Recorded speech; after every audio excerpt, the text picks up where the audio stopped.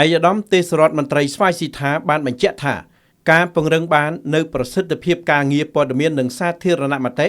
គឺជាការរួមចំណែកដ៏សំខាន់ក្នុងការថែរក្សាសុខសន្តិភាពស្ថិរភាពនយោបាយសង្គមនិងការអភិវឌ្ឍថ្លែងបិទវគ្គបណ្ដុះបណ្ដាលស្ដីពីការពង្រឹងការងារព័ត៌មាននិងសាធារណមតិនៅក្នុងយុគសម័យ Digital នៅខេត្តតាកែវនារសៀលថ្ងៃទី10ខែឧសភាឆ្នាំ2025ទន្ទឹមនឹងការលើកទឹកចិត្តដល់ថ្នាក់ដឹកនាំនិងមន្ត្រីទទួលបន្ទុកព័ត៌មាននិងសាធារណមតិគ្រប់កម្រិតឲ្យខិតខំប្រឹងប្រែងបំពេញភារកិច្ចរបស់ខ្លួនដោយស្មារតីទទួលខុសត្រូវខ្ពស់តាមអភិក្រមបុរេសកម្មនិងការងារប្រតិកម្មឆ្លើយតបឲ្យបានទាន់ពេលវេលាឯកឧត្តមទេសរដ្ឋមន្ត្រីស្វាយស៊ីថាបានចាត់ទុកការងារព័ត៌មាននិងសាធារណមតិគឺជាការរួមចំណែកដ៏សំខាន់និងចាំបាច់បំផុតក្នុងការបន្តថែរក្សាសុខសន្តិភាពស្ថិរភាពនយោបាយសេដ្ឋកិច្ចនិងការអភិវឌ្ឍសង្គមឯកឧត្តមស្វាយស៊ីថាទេសរដ្ឋមន្ត្រីទទួលបន្ទុកបេសកកម្មពិសេសនិងជាប្រធានគណៈកម្មាធិការជាតិសម្របសម្រួលកិច្ចការព័ត៌មាននិងសាធារណមតិកសពសក៏បានណែនាំដល់មន្ត្រីព័ត៌មានទាំងអស់រួមទាំងយុវជនបណ្ដាញសង្គមក្នុងខេត្តត្រូវតែខិតខំយកចិត្តទុកដាក់ខ្ពស់ក្នុងការប្រឆាំងព័ត៌មានคล้ายៗជាពិសេសព័ត៌មានបំពុលសង្គមដែលបង្កើតឡើងដោយបច្ចេកវិទ្យាបញ្ញាសិប្បនិម្មិត AI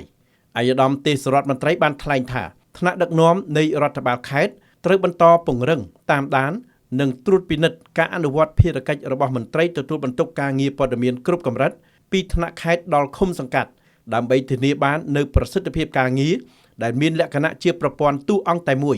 ស្របតាមគោលការណ៍នៃការប្រើប្រាស់កម្លាំងសរុបនិងមធ្យោបាយសរុបបន្ថែមពីលើនេះមន្ត្រីព័ត៌មានទាំងអស់ចាំបាច់ត្រូវតែខិតខំពង្រឹងសមត្ថភាពចំណេះដឹងជំនាញនិងត្រូវស្វែងយល់ឲ្យកាន់តែច្បាស់អំពីទូនាទីភារកិច្ចនិងរបៀបរបបការងារជាពិសេសត្រូវផ្ដោតការយកចិត្តទុកដាក់ខ្ពស់ពាក់ព័ន្ធនឹងបច្ចេកវិទ្យាបញ្ញាសិប្បនិម្មិត AI ហើយត្រូវមានសមត្ថភាពក្នុងការទាញយកប្រយោជន៍ពីបច្ចេកវិទ្យាមួយនេះសម្រាប់គោលដៅបម្រើឲ្យការបំពេញការងារប្រចាំថ្ងៃក្នុងន័យរួមគ្នាប្រយុទ្ធប្រឆាំងនឹងព័ត៌មានคล้ายៗដើម្បីបន្តថែរក្សាសុខសន្តិភាពនិងការអភិវឌ្ឍសង្គមជាតិឲ្យកាន់តែរីកចម្រើនតាមរយៈបង្កើនការផលិតខ្លឹមសារមាតិកា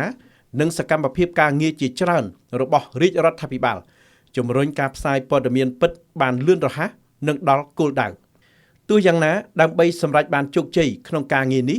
ឯកឧត្តមទេសរដ្ឋមន្ត្រីស្វាយស៊ីថាបានសង្កត់ធ្ងន់ថាគ្រប់គ្នាត្រូវតែបង្កើនកិច្ចសហការឲ្យបានល្អ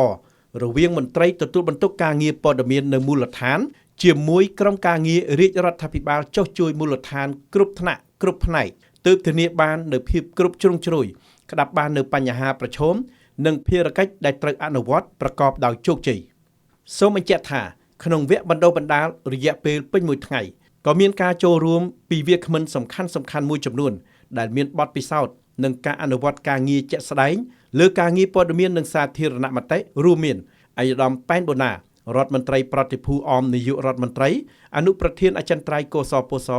និងជាប្រធានអង្គភិបអ្នកនាំពាក្យរាជរដ្ឋាភិបាលឯកឧត្តមទិតសុធារដ្ឋលេខាធិការទីស្តីការគណៈរដ្ឋមន្ត្រីនិងជាប្រធានអង្គភិបព័ត៌មាននិងប្រតិកម្មរហ័សឯកឧត្តមទេពអសនារិទ្ធប្រធានសេនាធិការដ្ឋានកសពស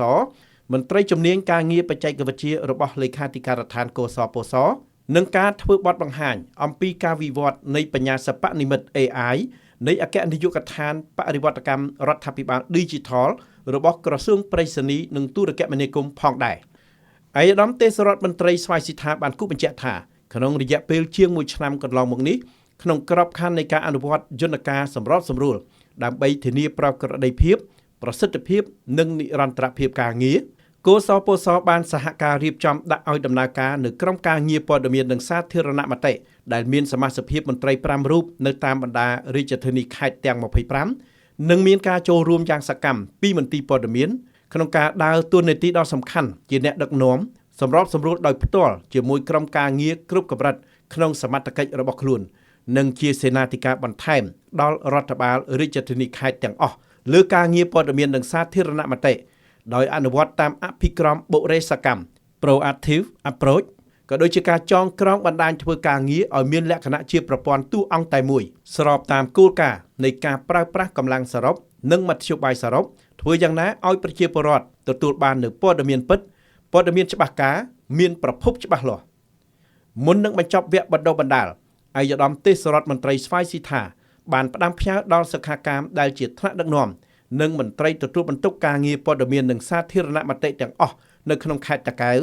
ត្រូវប្រើប្រាស់បណ្ដាញសង្គមនិងការតាមដានព័ត៌មាននិងការប្រើប្រាស់បច្ចេកវិទ្យា Digital ថ្មីៗឲ្យអស់លទ្ធភាពនិងបង្កើនល្បឿននៃការផ្សព្វផ្សាយល្បឿននៃការប្រតិកម្មឲ្យបានទាន់ពេលវេលាវគ្គបណ្ដុះបណ្ដាលបានបិទបញ្ចប់ក្នុងបរិយាកាសរីករាយស្និទ្ធស្នាលនិងភេរ្យបំផុត